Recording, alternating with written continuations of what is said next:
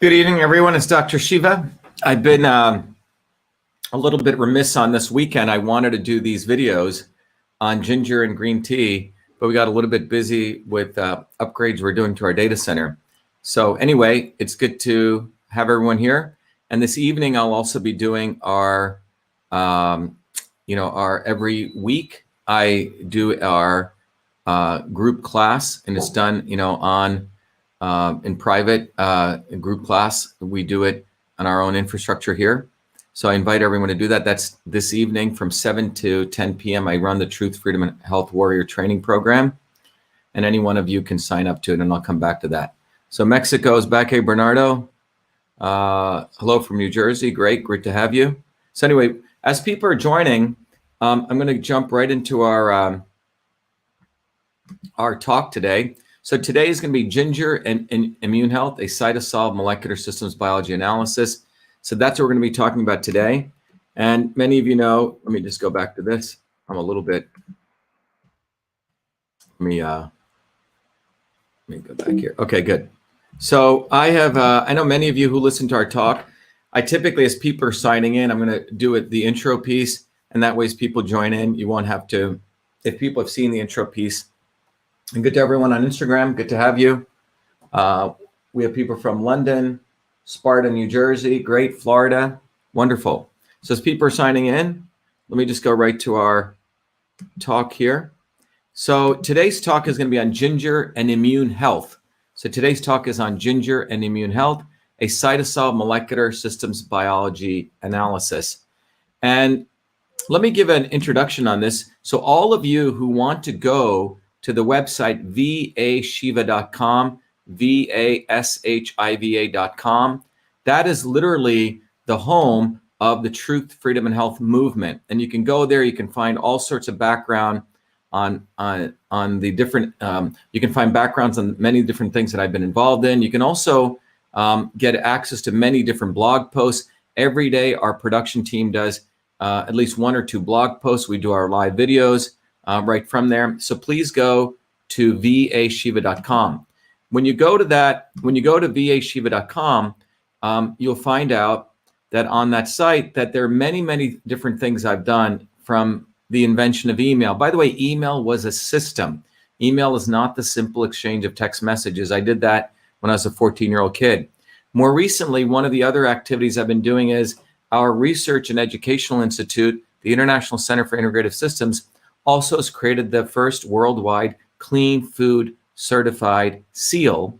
And that's a systems approach to food. Again, we take a systems approach to understanding food. Is it consciously created with safety? Is it living, which means, is it organic? Is it ethical, which means non-GMO? Is it active, which means are the compounds in the food bioactive? And is it nourishing? So we use a 5-part scale to really determine a holistic way what food is.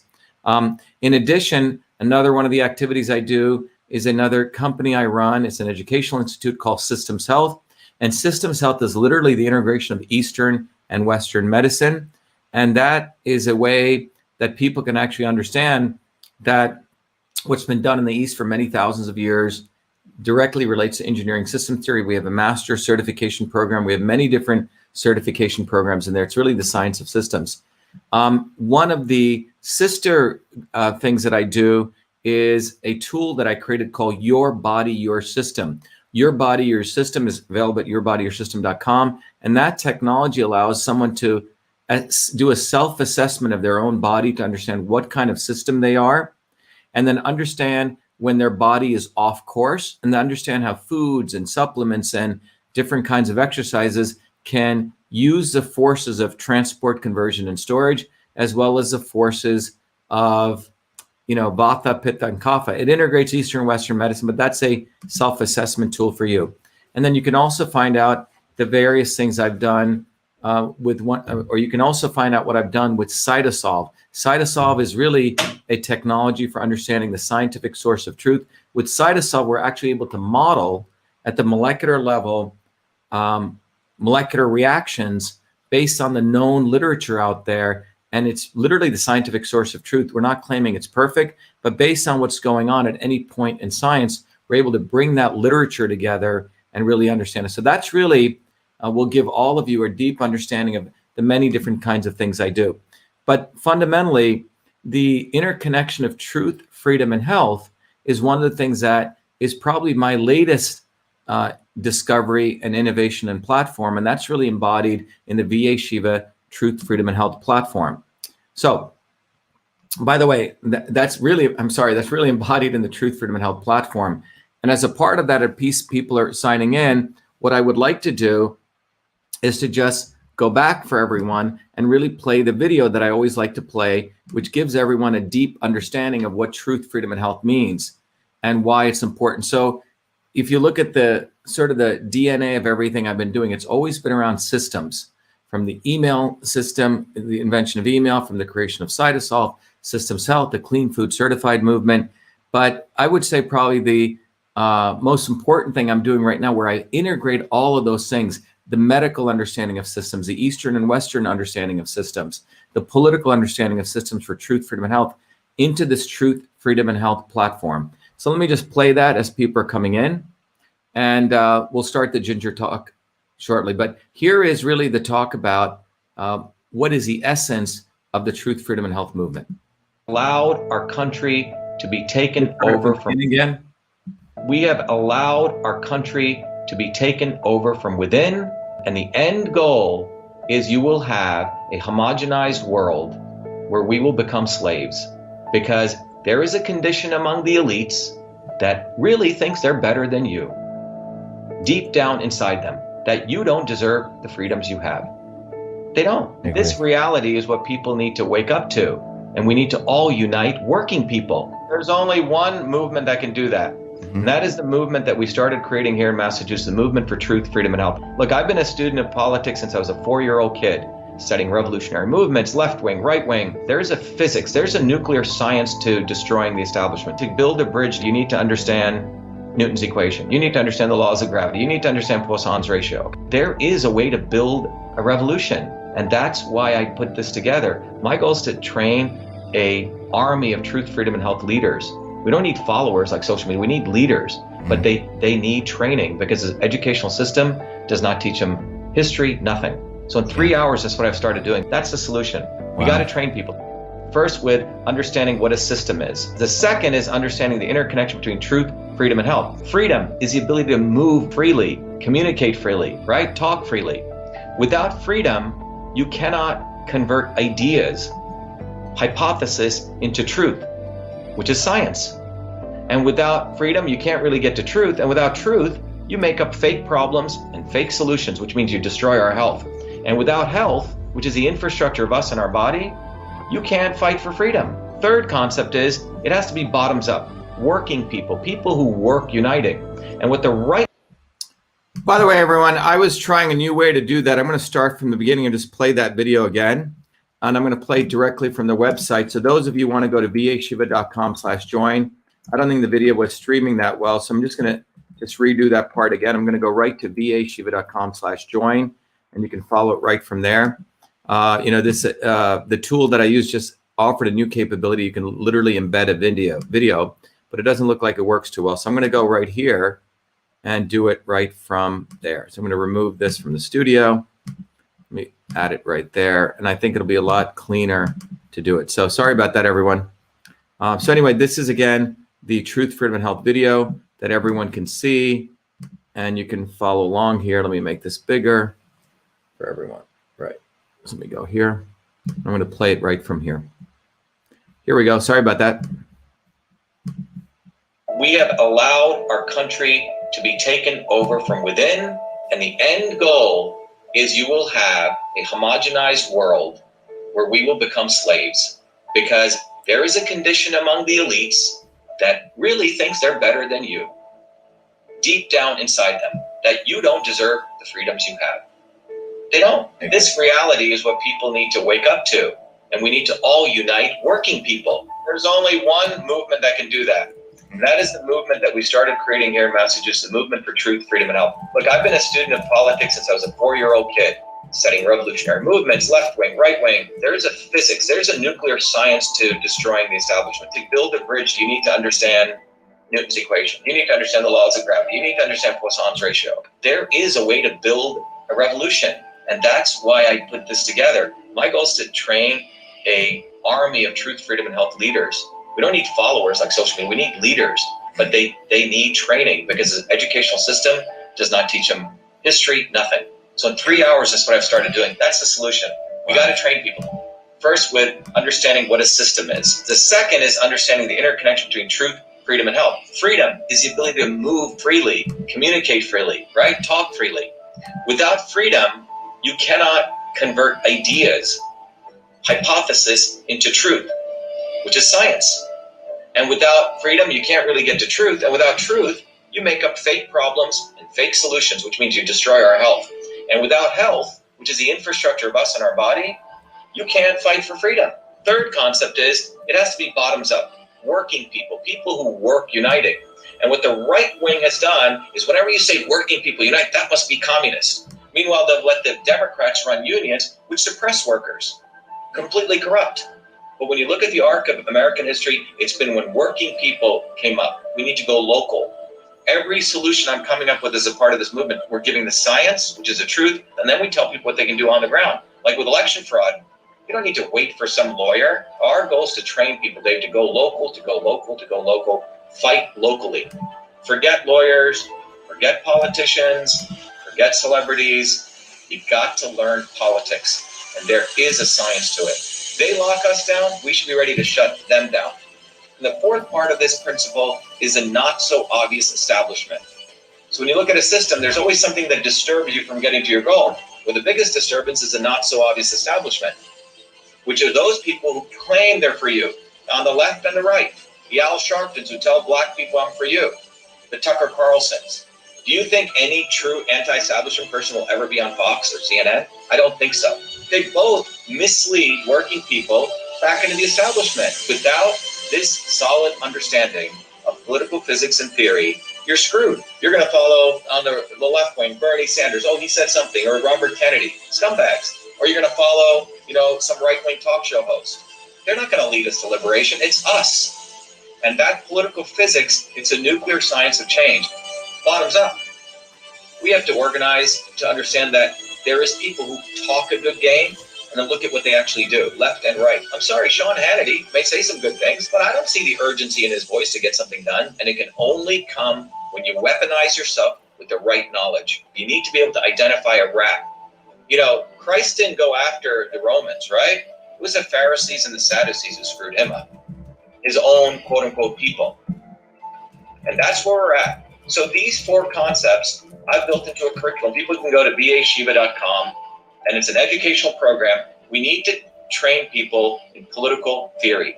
You need to have physics, and I've created that curriculum. People need to get educated. We need to get educated fast. And within a half an hour, I can teach people 2 years of MIT control systems. I teach people those concepts. Then I apply it. Anyone can understand it. And then you say, oh, I got to build a bottoms-up movement. They have to get politically astute, and then they have to go locally and act, not sit there on social media. They have to act locally, defy locally, do civil obedience locally, but with knowledge on how to build a movement. The Senate campaign's expanded to the Movement for Truth, Freedom, and Health, and they can find it on V as in Victor, A, Shiva, vashiva.com, so people can sign in. They can get access to a bunch of videos. If they want to take a course and become a Truth, Freedom, and Health leader, I offer a full scholarship there. But we want people to make a commitment that they'll study, that they'll get certified, that they'll go do activities on the ground. So go to VA Shiva, Victory America Shiva, vashiva.com.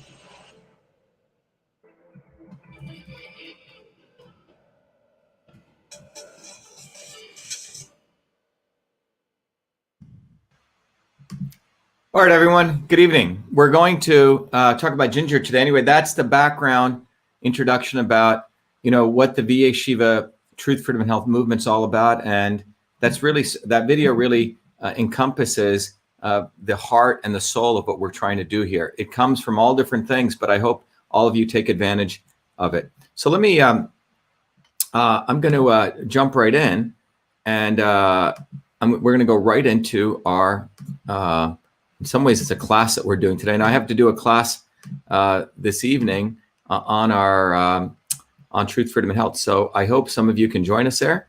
But anyway, the Truth, Freedom, and Health uh, understanding is the basis of this movement. But what you'll understand is truth, freedom, and health is literally part of a larger systems understanding that all of our truth, freedom, and health warriors learn. So, but let's talk about ginger and immune health. By the way, what I did was I brought a piece of ginger here. People haven't seen it. Here's a piece of ginger, right? If you see it, I have tons of ginger at my home. I typically, I'm boiling ginger typically in the morning. Some people will take off the skin of ginger, right? Which is what I like to do. Chop it up and I'll have a big bowl of water and I'll put it in there. And I typically can add it to different teas, but, and notice this is not a root. You'll find out ginger is actually a rhizome. Some people think it's a root. It's in the turmeric is also in the ginger family, as we talked about. But this is a piece of ginger. If no one's seen it, I'm sure most people have seen it. But the fresh root is great to get. You can also take the root. I'll take it off and I'll mash it in a mortar and pestle. And sometimes you can add garlic to it, mix it in to make it into a paste that you can use in different things. But anyway, this is what ginger looks like. All right. In case I'm sure most of you have seen it, but you never know. All right. So let's jump right here. So what you're going to learn today is first we're going to learn what is ginger, right? We're going to look at what biological functions does ginger affect, what health benefits does ginger provide, and then we're going to end with really understanding how ginger affects the immune system. So got a lot to cover here, and we have to do it pretty quickly in about 30 minutes because I have a class I got to teach at 7. Again, the class I teach is a Truth, Freedom, and Health Warrior training class. All right. So what is ginger? Well, first of all, it's a mighty herb. You know, it's one of the most commonly consumed dietary condiments in the world. It's a rhizome. It's not really a root. I mean, we say root, but it's the thing that grows off the side of roots. And it's the main portion of ginger that is consumed. And the medicinal use of ginger dates all the way back to nearly 5,000 years in ancient both Chinese and Indian medicines. And the medicinal effects of ginger are attributed to its gingerol compound. So we're going to talk about the gingerol compound. That's one of the active ingredients in ginger, and generally recognized as safe by the FDA. By the way, that term generally recognized as safe, GRAS. So if someone says, "Oh, that's grass," grass means is generally recognized as safe. That's where that comes from. All right. So that's really at a high level what ginger is about. Now, if you go to PubMed and you do the research, you'll find out that it's quite a widely researched supplement. There's nearly 12,260 research articles, 231 clinical trials on ginger, and that's over 89 years of medical research. So it's quite a large bit of research that's been done on it. So this is important to understand because some of the people try to discount the analysis here because they say, "Oh, not that much research has been done on it." But I think the important takeaway you want to recognize is quite a bit of research has been done on ginger, over 12,000 papers. So the question becomes, how do we actually go through all of this and bring it all together? So let me talk to you about CytoSolve. So CytoSolve is a powerful technology that came out of my PhD work at MIT during the period of 2003 to 2007 to really address a very powerful grand challenge that was put forward by the National Science Foundation, which was how could you, given that so much science and research is going on, how could you use technology to mathematically model the human cell? How could you use technology to understand literature in a field and organize it and put it in such a way that you could actually use the computer to model diseases, model biochemical, biomolecular functions on the computer so we could understand the science of what's going on. So that's really where CytoSolve begins. And if you go to the website, cytosolve.com, you'll see this very cool picture of this pill, almost digitized, which is basically saying we're trying to use computers to understand the power of the combination of ingredients, foods, food as medicine. And it's really a 23rd century platform for discovery where we could do this faster, cheaper, and safer. So as I mentioned, so if you look at all those papers that are out there on any topic and any indication. Cytosolve has the ability to take all that research, bring it down to the relevant research, extract from it the molecular pathways, and then get a systems understanding of that phenomenon. Let's say it's inflammation or Alzheimer's or brain health or cancer, et cetera. And from that, we can then derive a computational understanding in addition to the bioinformatics understanding. And so one of the areas that I thought Cytosolve would be very powerfully used is in the entire drug development field, which is highly takes a lot of time to do. It's highly inefficient. You can see, and it's inefficient and it's broken. The trillion-dollar pharmaceutical industry is broken. First of all, they can only work with a single compound. They can't handle food, right? Because food has millions or thousands of, tens of many different compounds. They can only handle a synthetic compound. And then they do in vitro screening, which means in a test tube. And then if that works, quote unquote works, then they go get funding to test, let's say, cancer on an animal. So here they're doing cancer cells in a test tube. Then they do in vivo, which is on an animal. And if all of this doesn't kill too many of the animals, they try to get funding to try to see if they can take this to human trials. This is called, they have to get an FDA allowance to do that. Then they do small sets of humans called phase 1, larger sets called phase 2, and many humans called phase 3.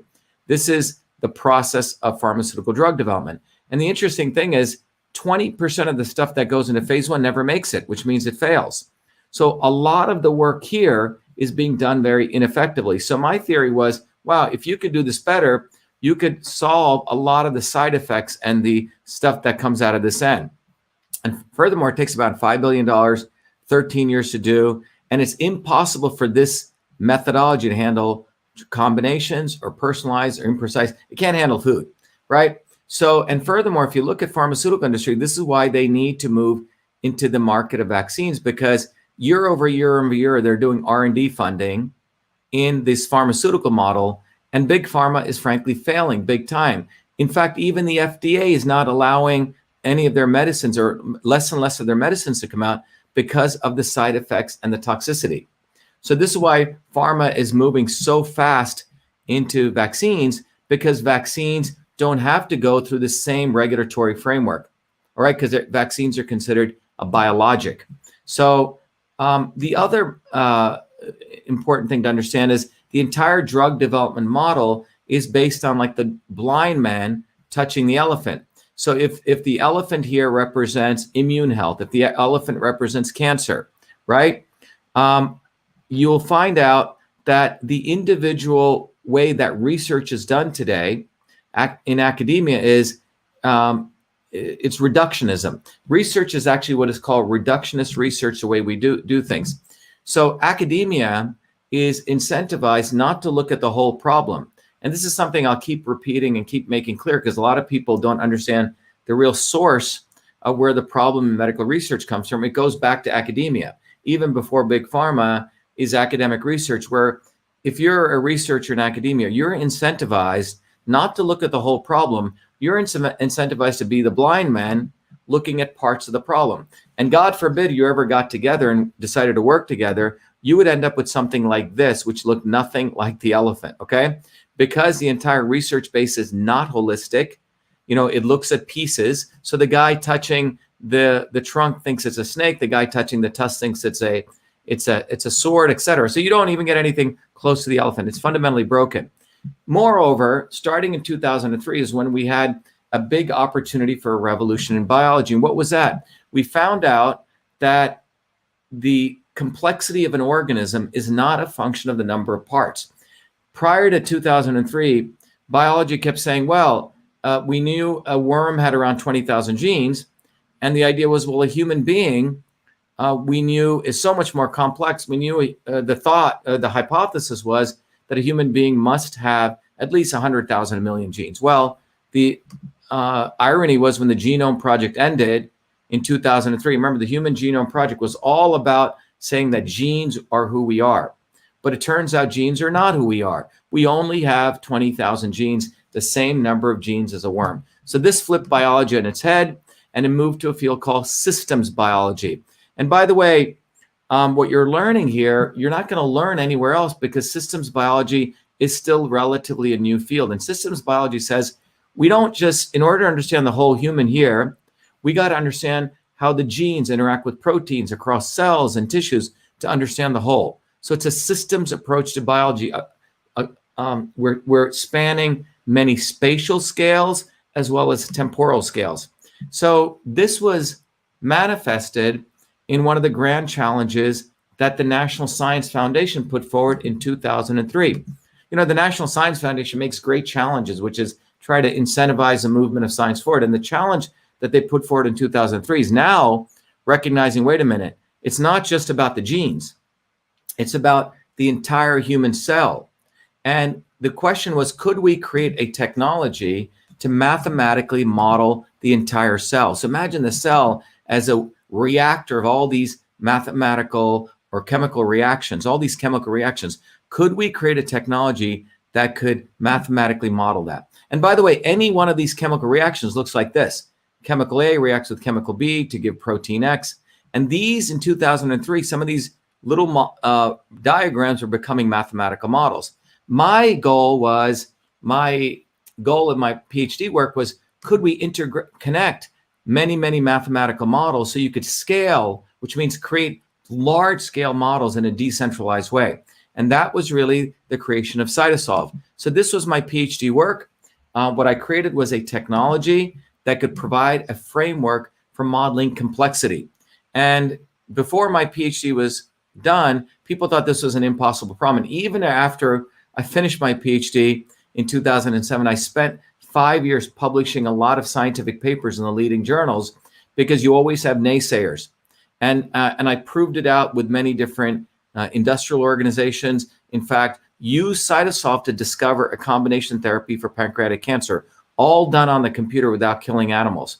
So Cytosolve is a major breakthrough because it says that we can use a computer to save a lot of time, money, and find out what works, even in the nutraceutical field. So that's what Cytosolve is. Cytosolve is a powerful technology. So, by the way, if you think email as the electronic version of the interoffice communication system, Cytosolve is the electronic version of the molecular communication system. So, if you think about an airplane today, we don't throw a pilot into we don't just throw pilots into some new airplanes. We do all of the airplane designs on the computer. We find out what fails, what works, and then we take a finite set of the designs, and then we go test it on the wind tunnel.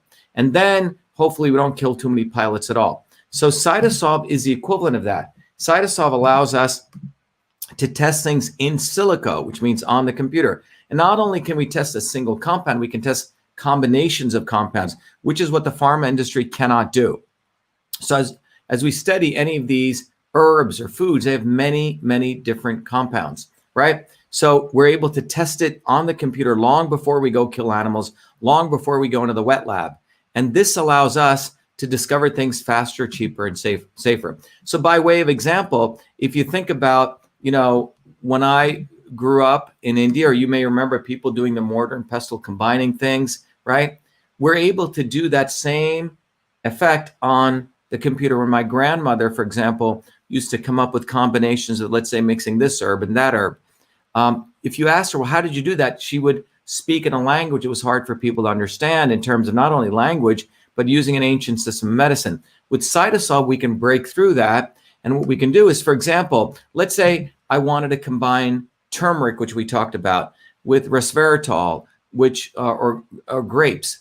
Well, how would you combine both those things, and what effect would it have on your body? Let's say relative to a function called inflammation. Using Cytosolve, we're literally able to use a computer to mathematically model all the molecular pathways of where curcumin, the active ingredient in turmeric, affects all the inflammatory pathways. So by the way, just to give you a heads up, this outer circle is a cell wall. This is a nuclear wall. And what I've done here is mapped out all the chemical reactions from nearly 6,000 papers.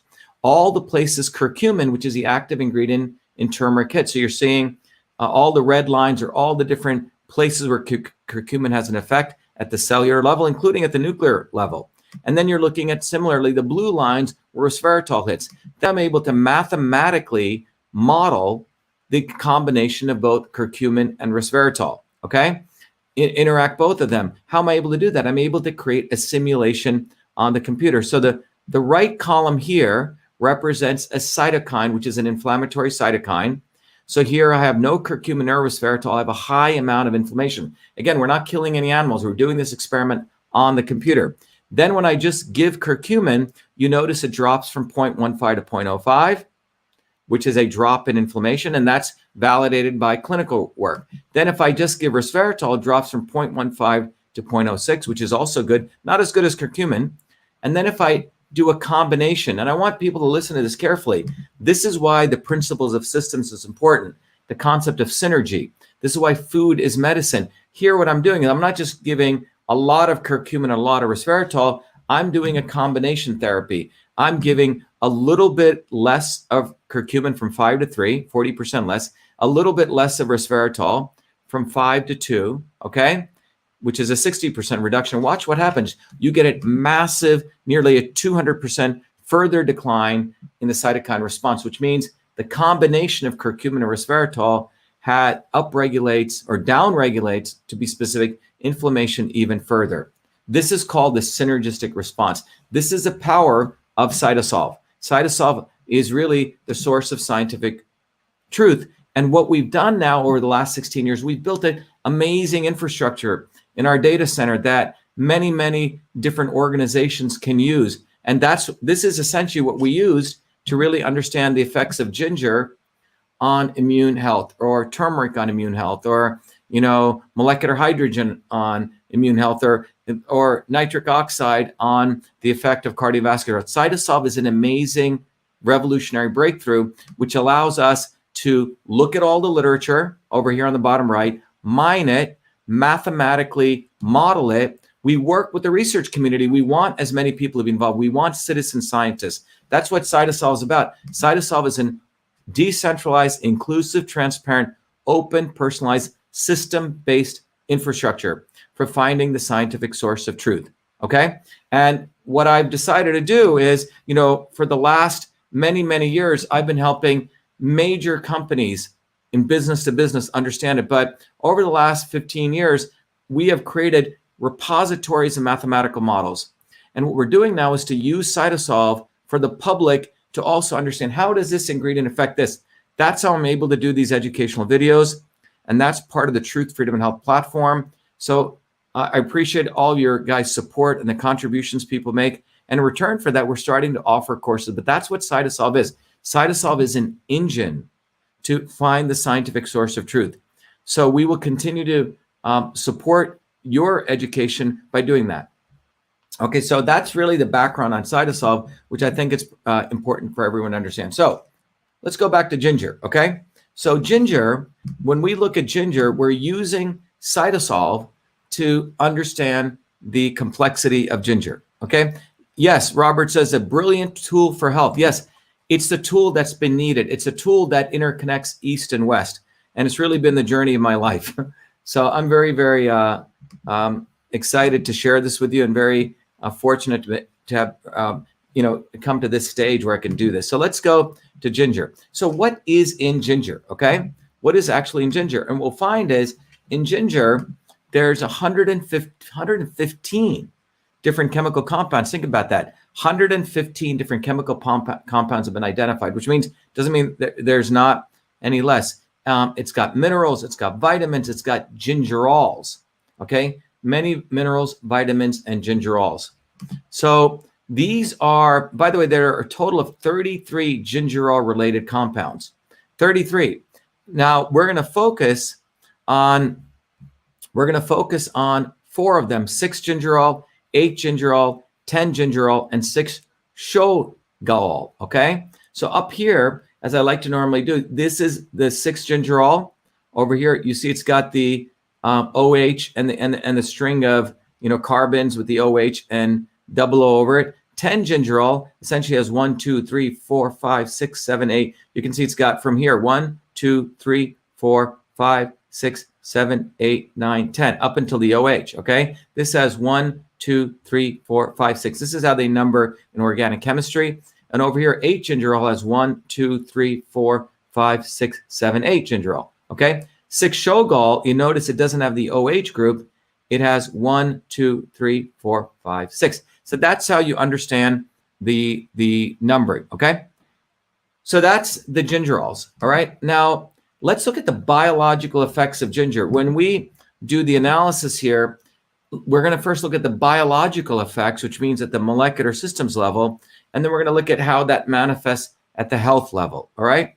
So from a biological understanding, the deep dive into the literature allows us to understand that ginger has multiple effects. First of all, anti-obesity activity, gastroprotective effects, anti-diabetic, antibacterial, photoprotective effects, which means, again, sunburn, okay? Inhibition of inflammatory activity, immune system, neuroprotective effects for the brain, anti-tumor effects in area cancer, hepatoprotective effects. Someone said, up in my neck of the woods, we use a plant called Devil's Club. It's a cure-all like ginger.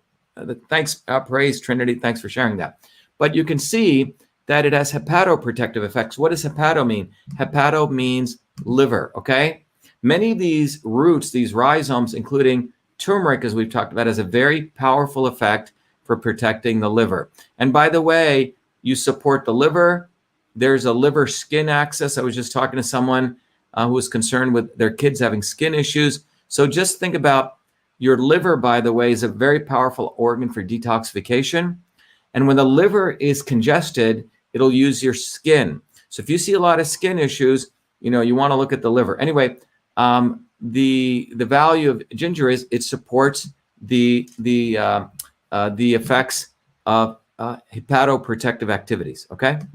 Now you can see we're going to now look at the molecular targets of ginger. So ginger affects many, many different. So when we say molecular targets, it's important to understand what we're talking about is ginger, from the research that we've looked at with CytoSolve, goes and affects different other molecules. Remember, your body is a big chemical factory.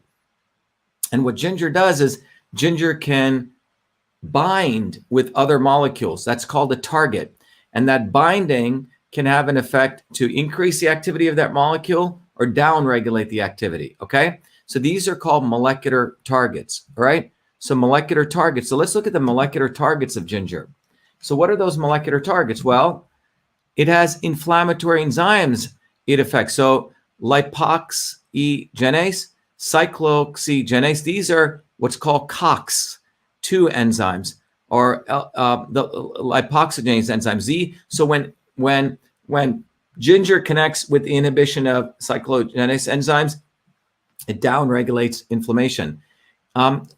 Ginger also has molecular targets of the interleukins, interferon gamma, and TNF alpha, okay, right here. These are also inflammatory cytokines. Then it also affects transcription factors, NF-kappa beta. NF-kappa beta is one of those transcription factors which is at the DNA level that's involved in cancer.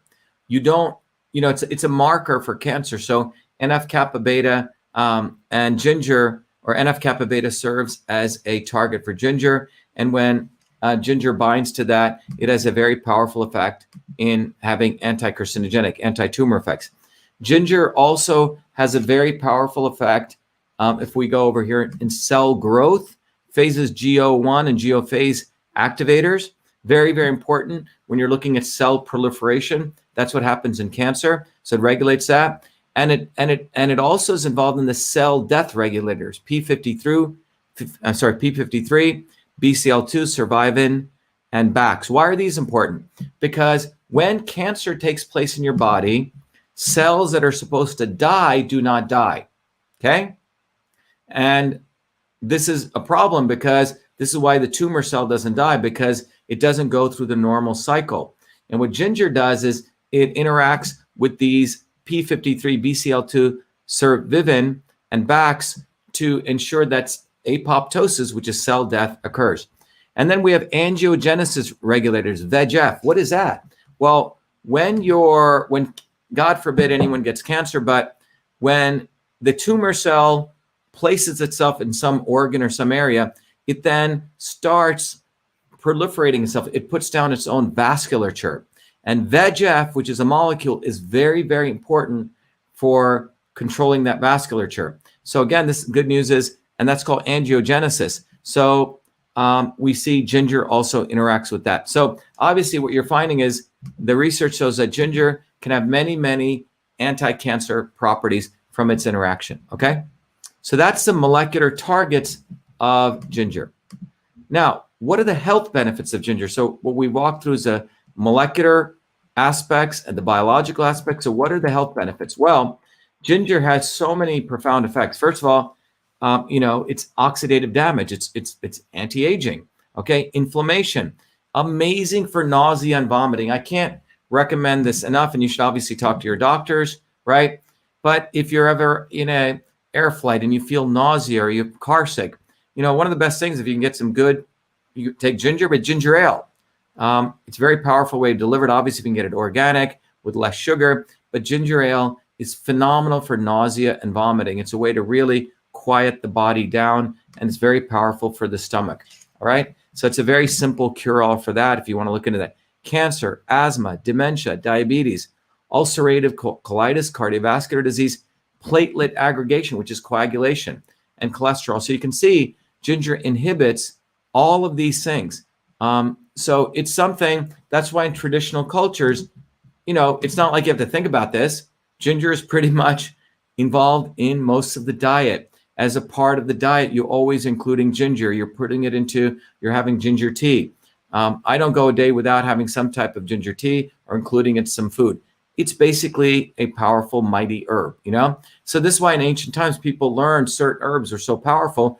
You didn't have to think about it. You just included it as a part of your diet. It was a very superior food. All right. All right. So those are the very powerful health benefits, the biological benefits of ginger. What I want to now take a little tour for you on is, how did I get involved in this? How did I get involved in understanding things as a system? You see, ginger is itself a system, and your body is a system. And so when you take this system interacts with your body, it has some profound effects. So this is why you have to start thinking everything as systems. Food is a system. An herb is a system. So ginger has, you can see it has all these systemic effects. And I want to share with you, which I'll try to repeat in many of these videos, because I know some of you are new, my journey to systems, because it'll take you on this long journey I took. And that's why I've interconnected the fight for truth, freedom, and health, how I look at transport, conversion, and storage, why I want all of you to be truth, freedom, and health warriors, why the interconnect of engineering, medicine, and politics are one and the same. Once you understand systems, you'll see we don't need to look at politics in its own little bucket over here or engineering over here or science. They're all interconnected. So let me take you to that journey, and we'll come back to ginger as a system. Okay.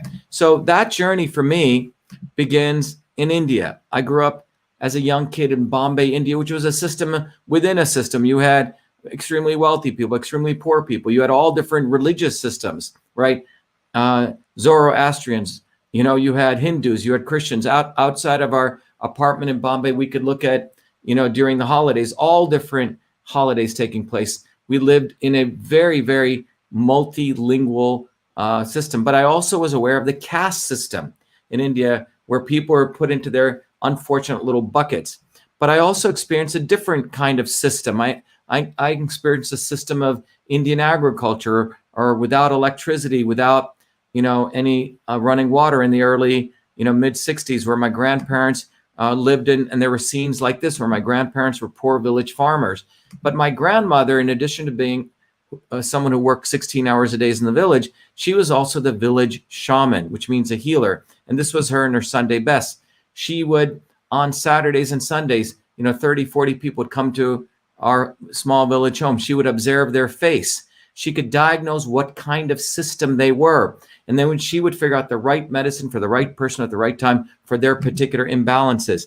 This is what got me excited when I moved to the United States as a 7-year-old kid in 1970. By the time I was 14, I had gone to NYU in their computer science program, and I started working full time. And this may be hard for people to believe. I started working full time, and I got a job as a research fellow at a medical school, where I was very interested in applying computers to medicine.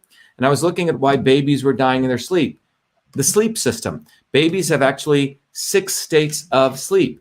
And I was trying to figure out, could I use computers to determine when a baby would stop sleeping at a certain sleep cycle? This was to understand new ways to stop SIDS, where babies were dying in their sleep. But I also, in that medical school, understood another system, the interoffice mail system, which included the secretary who had the inbox, outbox, folders. And she would write this thing called a memo: to, from, subject, carbon paper, completely different system. And this was put into an envelope. And this was then transferred through these pneumatic tubes. Anyone over the age of 40 remembers these, but this was also another system. And I was asked to convert this entire system into the electronic form. I wrote 50,000 lines of Fortran code before I came to MIT, named that system email, as you can see here, and won a number of awards in innovation before, again, I came to MIT. And in fact, when I got to MIT, the president of MIT told me that I should copyright it, because that was the only way to protect software inventions, because a patent system was behind software. And so you can see right here, I patented, copyrighted email, giving me the first US copyright for email, recognizing me of the inventor of email. But more importantly, I learned about systems, sleep systems, technology systems as email. Now, 33 years later, my dear mom was dying of a horrible disease called pulmonary fibrosis. In a suitcase, she had saved all of this. And then the senior technology editor of Time magazine, Doug Aamoth, by the way, one of the few journalists, if not the only, reviewed all this material, and he wrote an article called "The Man Who Invented Email." And any controversy that exists comes from a lack of understanding that email is a system. It's not the simple exchange of text messages. But one of the things that the invention of email brings us to is a system of innovation, right? Again, another system. That the innovation of email did not occur in the military, industrial, academic complex. It occurred in the system of a loving family, public school teachers, and a mentor. It was in that triangle that I was able to have the freedom, the infrastructure where innovation took place. So I want you to understand that the journey to systems occurred in this very vibrant environment, and the same structural understanding of how ginger works or an herb works can go back to this understanding. And all of that occurred before I came to MIT. And when I came to MIT, after many degrees and my PhD, I discovered the system of Western medicine and got a PhD in it, right? Western medicine looks like this, where in order to understand the whole, let's say the human body, the large scale organization, you got to understand functional modules, but ultimately you're dealing with genes and proteins, et cetera. Now, the Eastern system of medicine deals in a very different world. It deals with Purusha and Prakriti and all these different interactions, which defines a whole human being. But interesting enough, in the Indian system of medicine, there are 3 terms: Vata, Pitta, and Kapha. This is directly related to a way that my grandmother would diagnose your body, okay? So she either saw you as a Vata or a Pitta or a Kapha body type, all right? So this is the way Eastern systems were understood. And I wanted to find the intersection of both of these. This led me on a Fulbright research back to MIT in 2007. My goal was to integrate East and West. And what I discovered, and this was on the front page of MIT, by the way, MIT was quite intrigued. Why, armed with all these 4 degrees, do I want to go back to India? And they did a front page article on this. But what I discovered was the Indian system of medicine that uses the word Vata, Pitta, and Kapha was directly related to the engineering systems concepts that I had learned at MIT, transport, conversion, storage. By the way, in the interest of time, all of you will learn this when you sign up for the Truth, Freedom, and Health Warrior training program. And what I discovered was that this system is the same as this system. And in fact, I wrote a scientific paper in an engineering journal really documenting this breakthrough, which will literally help us interconnect East and West. And that ended up becoming a whole institute I've set up called Systems Health, where people can take a master certification program. And many of you may be interested in this. We've had doctors, healthcare practitioners, yoga teachers. Anyone can take it. There's a whole set of books written around it. People can get certified. Well, out of that course, when I began my campaign, I realized that I wanted to create a slogan or an understanding for a movement that could be based on science. And that led me to create the concepts Truth, Freedom, and Health. Well, Truth, Freedom, and Health is founded in science. And there's a course I created called the Foundations of Systems which I'm late for today, which I got to go teach, which is a foundation of the Truth, Freedom, and Health Warrior Training Program. And the Truth and the Foundations of Systems says, look, truth, freedom, and health have a scientific foundation. So if you go back to look at engineering, transport, conversion, and storage, that my Fulbright research set are related to Vata, Pitta, Kapha, while my recent work shows that all these are interconnected. Engineering meets medicine meets politics. So fundamentally, I've created a science of not only political change, not only taken from engineering systems theory, which all interconnects. So when you understand systems, science of systems, you're understanding the science of everything, okay? That's what you're understanding without any hyperbole. So I encourage everyone to take this, and that's really the Truth, Freedom, and Health movement, okay? And so what I want to do is, and all of you, when you go understand this, you can really understand the foundations of truth, freedom, and health. So, and by the way, those of you go into the Warrior Training Program, please go check it out. You get access to a dashboard where you get access to all the knowledge I just shared. You get understanding of truth, freedom, and health. You will understand the science of everything. You will then get access to books and the tool, Your Body, Your System, and the portal, and there's a whole scientific report. You'll get access to all those books and the scientific papers. So I encourage all of you to do that.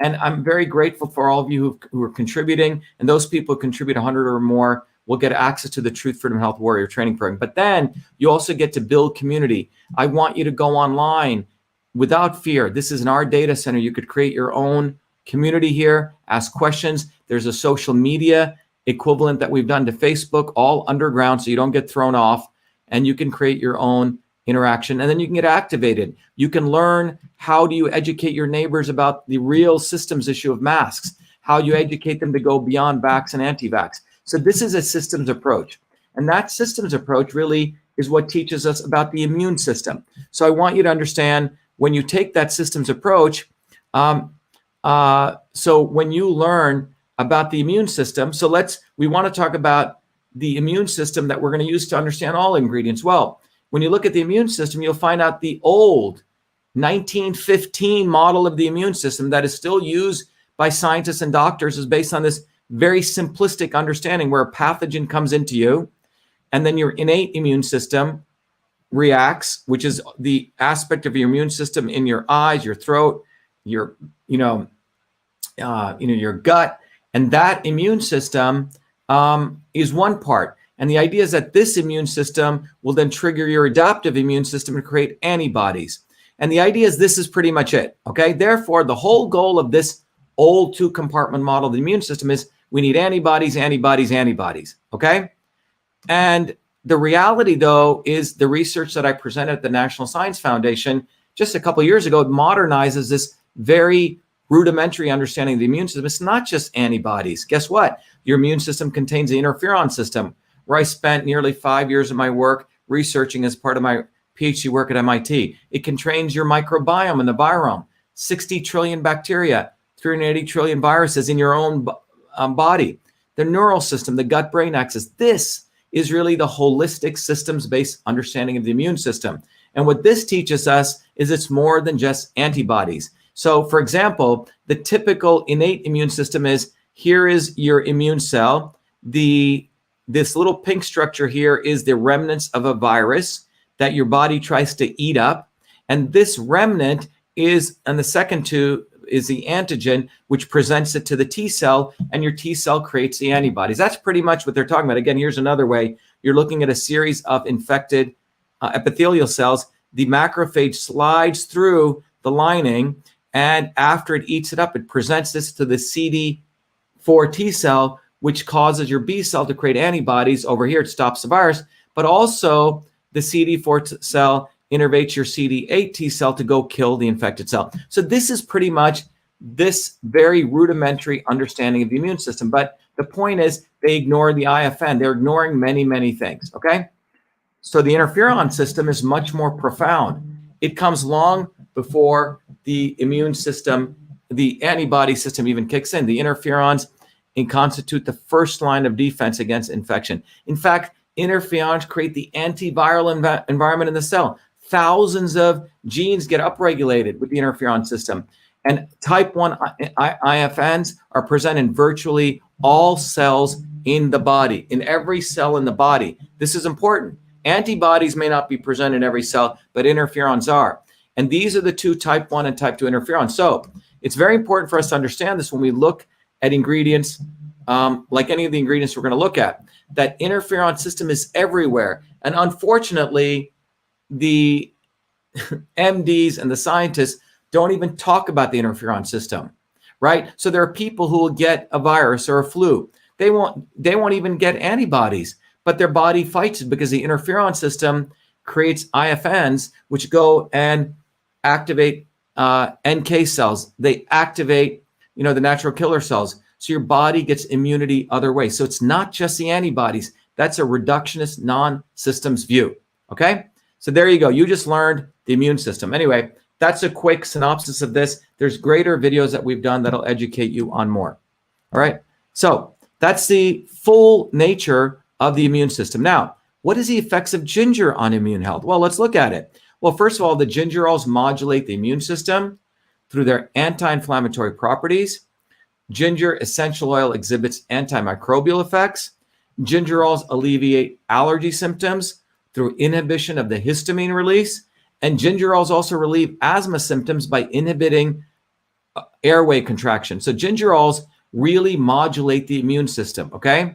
And the oil exhibits antimicrobial effects. So how does that work? So let's look at it in detail. So remember, here's gingerol, and inflammation leads to harmful disproportionate immune response. So here I have inflammation, and then you have the cytokine storm, which you do not want. So what does gingerol do? Look what gingerol does. It's like a left and right punch, okay? On the left side here, it exhibits, gingerols inhibit the transcription factor NF-kappa beta, which is responsible for TNF alpha, IL-8, and IL-1 beta. These are this part of the cytokine storm. So gingerol stops that. But ginger also stops COX-2 and 5-LOX, which are the ones that create inflammation through PGE2 here and LTB, okay? So ginger has a powerful effect on modulating inflammatory enzymes and cytokines. The second thing is ginger also has an antimicrobial effect, just like vitamin D3 does. It has an antimicrobial effect. And how does it do that? Ginger literally knocks out, okay? And the antimicrobial mechanism of action of ginger is it disrupts the cell membrane. It's like a bunch of bullets shooting at the membrane of bacteria and fungi. It starts blowing them up.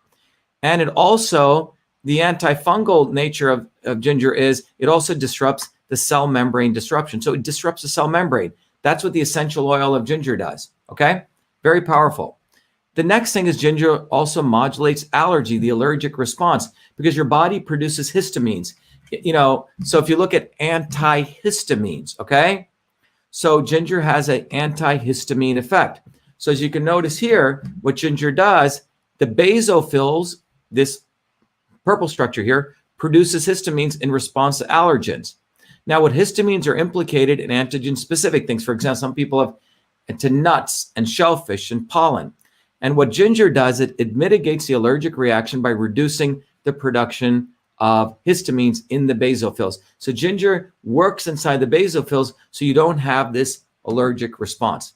And then finally, relative to asthma, ginger does something quite powerful.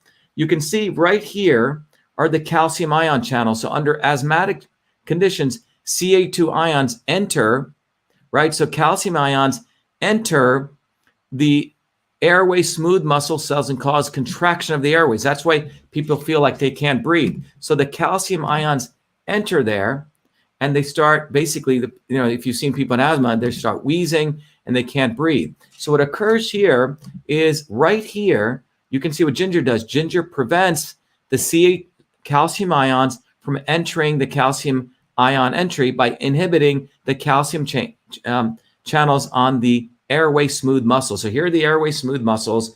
Here you have the calcium ion entry channels, and gingerol blocks that. So gingerol inhibition of calcium channels leads to alleviation of asthma symptoms. All right, there you go.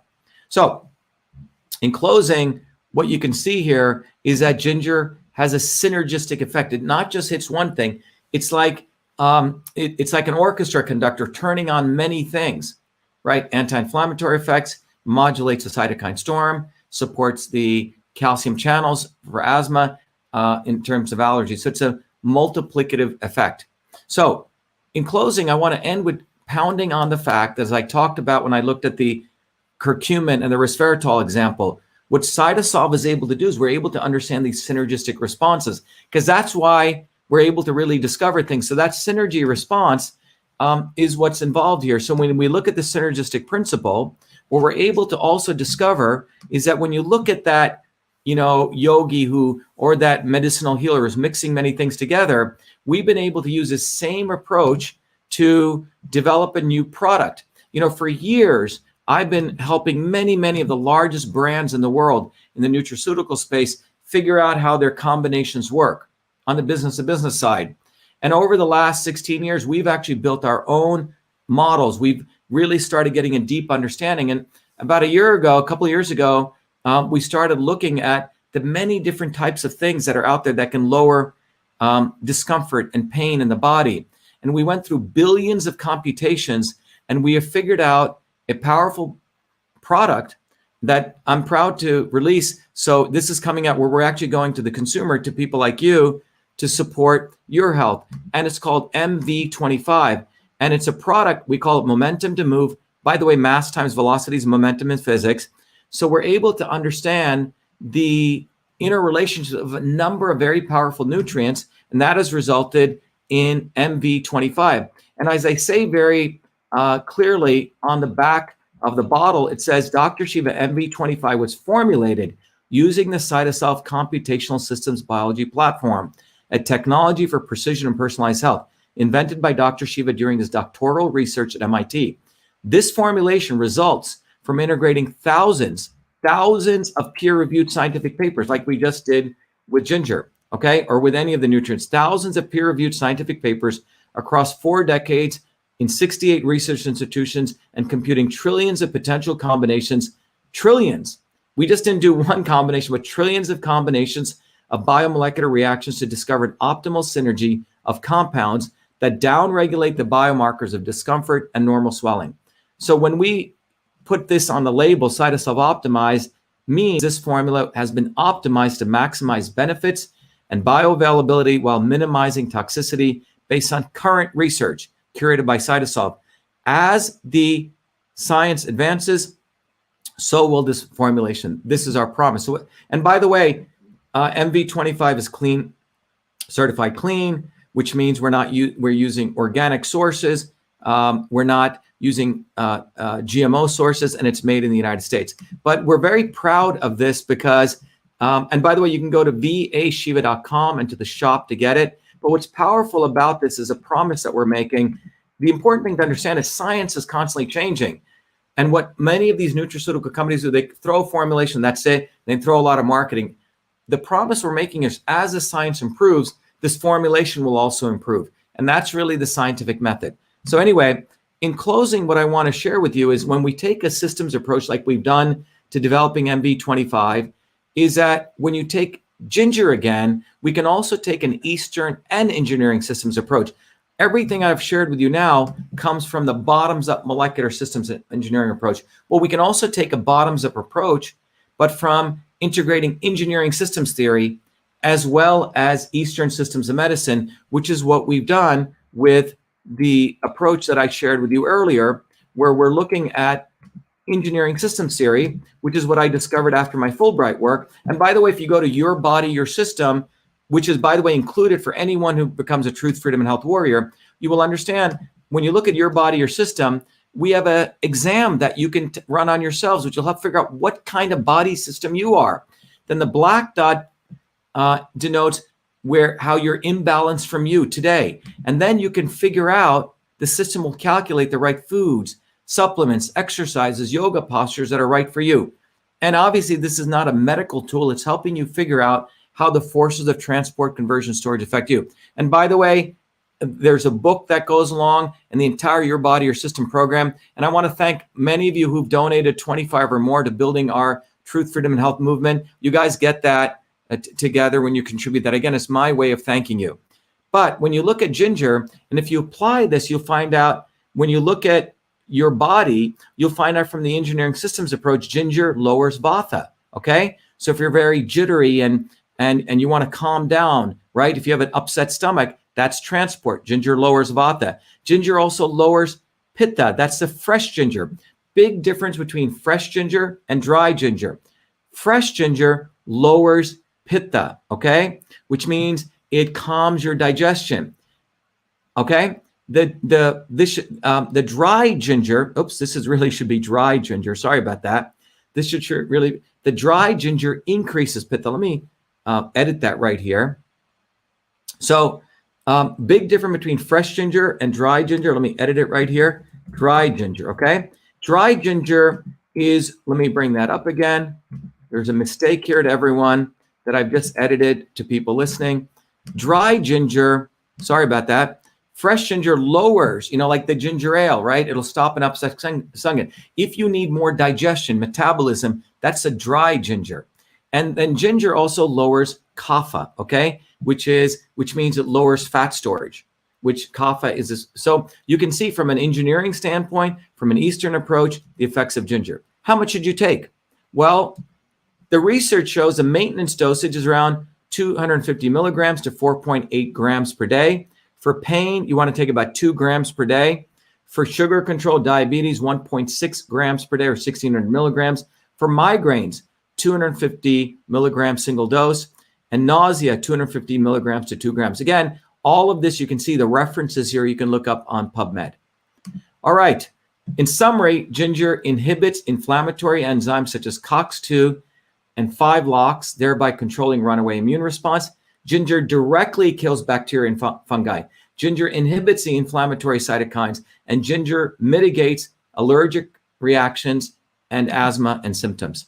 So there you go. That is our talk today on ginger and the immune system. I hope this was valuable, and I want to encourage all of you to understand that throughout this talk here, I've integrated many things: the science of systems, talked about truth, freedom, and health, talked about transport, conversion, and storage, talked about politics, talked about the invention of email. Why? Because everything is interconnected. When we do these videos on studying ginger to affect the immune system, understand that same methodology can be used to understand political systems. That's why I keep pounding away. I want to educate about 50,000 truth, freedom, and health warriors so you can better your health. We can win freedom. We can win truth. It's all interconnected. Anyway, everyone, I'm late for my class, but I hope all of you become truth, freedom, and health warriors and contribute to and support us. You can, just join as a member. But those of you who are supporting us financially, I cannot take it without also giving back. That's why we've created the supporter program where you get the books and the Your Body, Your System, or you become a warrior. So please support this for yourself. We need to build a bottoms-up movement. Thank you very much. Be the light.